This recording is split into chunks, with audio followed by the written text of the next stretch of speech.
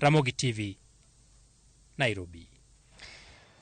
Pod wantiere weche mag idho mag nengo mwandu e pacho kaka riwruok mar weg kembe mandiko ji tich FKE oseyo piny owacho kuom medo yieyo osuru ewi jopiny kowacho ni ok en gima ber ne ohelni kod chugo thuolo mag tije ne jopiny.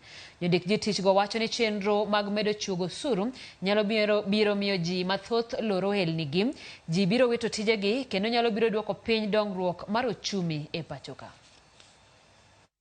Mar weg kembe mondiko ji tich koro wuok oko mar kwedo piny owacho kuom siko medo osuru ne jopiny, gino magi wacho ni medo mana hinyo ngima oganda kod thiro chumi ma pacho ka. FKE wacho ni gisiro chenro mar Kenya Kwanza mar manyo osuru kuom jopiny, kata kamano gimon ni sirikal osebedo ka medo osuru piny maru moro e tok wadgi, gima koro miyo lwasi matimo ohala e pacho ka okethre. Employers are no longer able to plan their costs and inputs.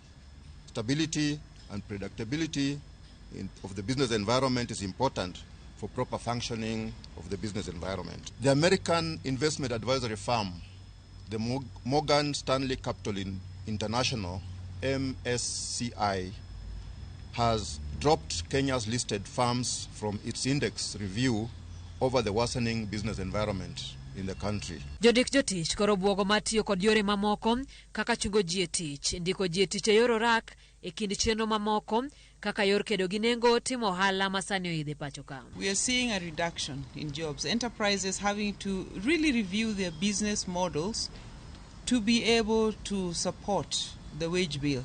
So increasingly we are looking at short-term, flexible terms of engagement that perhaps either outsources that service or takes on people on contracts for short term or contracts for a specific task to be done, and once the task is done then you release that person. Kane hotel negi kod ogai margi habilo laka, FKE wacho ni osuru mano biro kod chik mar omenda maigani osenyo ohala e pacho ka, gino mosemiyo piny Kenya owito ohala nyaka kinde kod pinje maoko.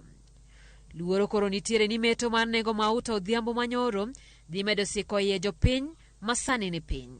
Kenya lost over $345 million worth of foreign direct investment and other investment inflows in just 3 months as economic growth plummeted over unfriendly policies.